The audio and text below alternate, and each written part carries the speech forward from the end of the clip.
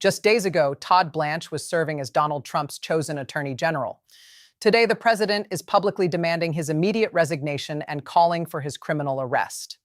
What unfolded behind closed doors on Friday wasn't a standard policy disagreement. Insiders reveal it was an act of direct insubordination, provoking an instant and brutal public war from Trump. I have painstakingly reviewed the internal memos, public statements, and conflicting insider reports, and the full picture is astonishing. Before we examine the evidence, make sure to hit that subscribe button right now so you don't miss a single update as this historic story develops. To understand how we reached this breaking point, look at the timeline. Blanche spent 8 years as a federal prosecutor before leaving the Southern District of New York in 2021 to build a white-collar defense practice. He took on Trump as a private client in 2023, leading to his appointment as Attorney General in January 2025. But last Friday's cabinet meeting shattered that relationship. The tension began Tuesday when the DOJ announced it would not pursue certain criminal investigations requested by the White House. By Thursday, Trump took to Truth Social to publicly criticize DOJ leadership. On Friday morning, an emergency cabinet meeting was convened, where Blanche directly resisted the president's demands. By Friday afternoon, Trump posted demands for Blanche's immediate resignation, and by Saturday, those demands escalated into calls for his arrest. The investigative reports detail an unprecedented clash. According to a Washington Post report published Monday, Blanche flatly refused a direct presidential directive, informing Trump that the request was legally impossible. This was no subtle policy disagreement. It was open defiance. Later Monday evening, the New York Times revealed that Blanche looked Trump in the eye in front of 7 cabinet members and declared, "I won't do that. It violates federal law." The explosive demand? Trump allegedly wanted the DOJ to launch criminal investigations into 4 federal judges who had recently ruled against his administration. 5 major news organizations have now independently confirmed this exact sequence. Trump demanded the prosecution of sitting judges. Blanche refused on constitutional grounds, and Trump erupted. Look closely at the timeline of Trump's Friday afternoon social media campaign. At 4:23 p.m., he posted calling Blanche an absolute disaster. At 4:31 p.m., he labeled him the worst attorney general appointment in American history.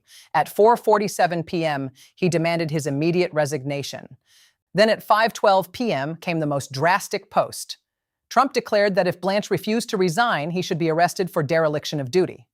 Consider the gravity of a sitting U.S. president demanding the arrest of his own attorney general. Over 3 hours, Trump published 11 separate posts. The word arrest appeared 4 times, treason appeared 3 times, and resign immediately appeared 8 times. This wasn't ordinary political frustration. It was a total scorched earth attack. The administrative fallout was immediate. By Saturday morning, 3 senior DOJ officials publicly defended Blanche, while 2 cabinet members phoned Trump directly to advocate on his behalf. Inside the White House, the counsel's office spent 24 hours attempting to control the damage. A leaked internal memo obtained by Politico revealed Blanche's exact words during Friday's confrontation. "Mr. President, the independence of the DOJ isn't optional. It's constitutional. I can't and won't prosecute your political enemies." Multiple sources confirmed the memo, proving Blanche drew a firm line based on statutory law rather than partisan loyalty.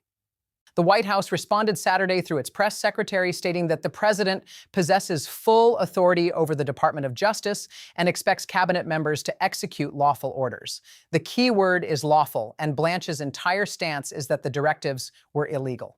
By Sunday, the fight moved to Capitol Hill. Trump allies in Congress began drafting articles to demand Blanche's removal, with a Florida senator preparing legislation that would grant the president power to fire the attorney general directly without cause, a move current law restricts. Meanwhile, the Republican Party split in plain view. On Sunday afternoon, 12 GOP senators issued a joint statement supporting Blanche and DOJ independence. Simultaneously, 23 House Republicans signed a letter backing Trump, insisting the AG serves at the pleasure of the executive and must execute his agenda. The party is fracturing in real time. Blanche released a brief 31-word statement Saturday evening through the DOJ press office. "I serve the Constitution and the rule of law. I will continue to do so as long as I hold this office. No apology, no yield, no resignation." He has not spoken publicly since. To analyze this fairly, we must consider the legal framework supporting the White House position. Trump's supporters argue the Attorney General is an executive branch subordinate who must implement the president's law enforcement agenda. Under Article 2 of the Constitution, the chief executive holds ultimate authority over all executive agencies, including the Department of Justice. If an attorney general refuses to carry out the president's priorities, the president has every right to demand a resignation or find someone who will. Conservative legal scholar Mike Davis noted that an attorney general does not have the authority to decide which presidential directives to follow, characterizing such refusal as insubordination. Furthermore, presidents appoint AGs specifically to carry out their policy promises. Supporters emphasize that elections have consequences. Trump won on a platform of prosecuting corruption, which they argue includes corrupt judges. Legal scholar John Yoo has acknowledged that presidential control over prosecutorial discretion carries substantial historical precedent. Every administration establishes DOJ priorities. Obama emphasized civil rights enforcement, Trump's first term prioritized immigration enforcement, and Biden focused on voting rights. Trump's defenders maintain that prosecuting judges who issue unlawful rulings is simply another enforcement priority, though critics argue that targeting judges who ruled against Trump personally makes the action self-serving rather than policy-driven. Trump's base views this resistance as part of a recurring pattern: unelected officials blocking the program of an elected president. They point to his first term when cabinet officials like the Defense Secretary and Homeland Security Secretary resigned rather than execute policy directives. From their perspective, the administrative state is actively obstructing the will of voters. They contend that if presidential appointees can simply decline orders, the president no longer controls the executive branch. Former Attorney General Matt Whitaker echoed this point, stating that an AG who cannot support the president's directives should resign rather than force a confrontation. Both arguments capture a real dynamic. Blanche may be defending constitutional principles while simultaneously overstepping by substituting his judgment for that of the elected president. This confrontation was months in the making. Blanche endured a contentious Senate confirmation where lawmakers questioned his independence due to his past attorney-client relationship with Trump. Weeks prior, Trump publicly stated he wanted an AG who would fight and not show the perceived weakness of his first-term appointees.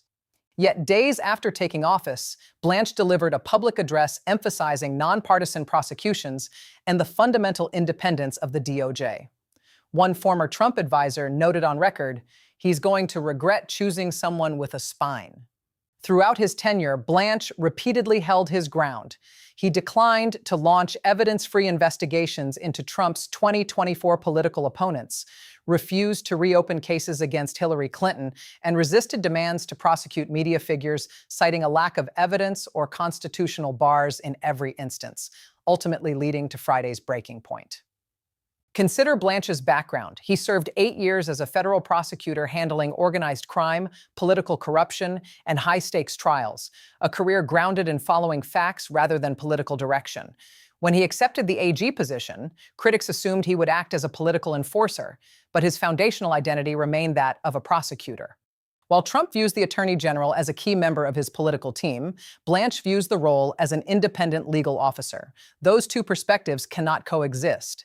Here is how the showdown occurred Friday at 3:45 p.m.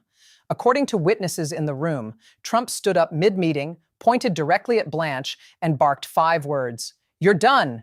Get out now!" The room fell silent.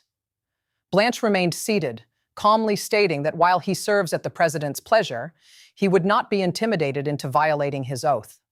Trump repeated the order to leave. Blanche stood up, collected his materials, and walked out. The confrontation lasted exactly 47 seconds. What went unnoticed during that exchange was the legal maneuvering behind it.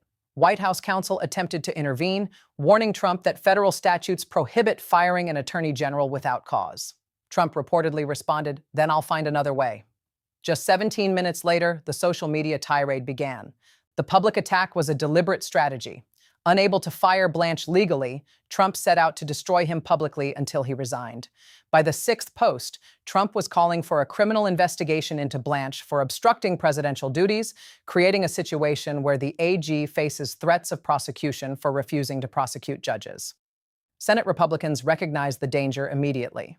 Within 2 hours, senior senators contacted the White House chief of staff with a clear message: back off or risk losing the Senate caucus.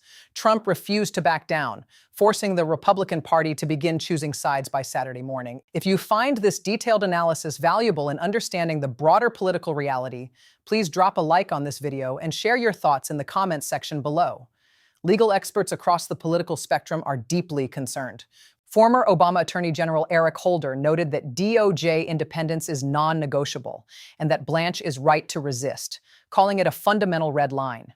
Conservative legal scholar Jonathan Turley warned that prosecuting judges over their rulings would destroy the separation of powers.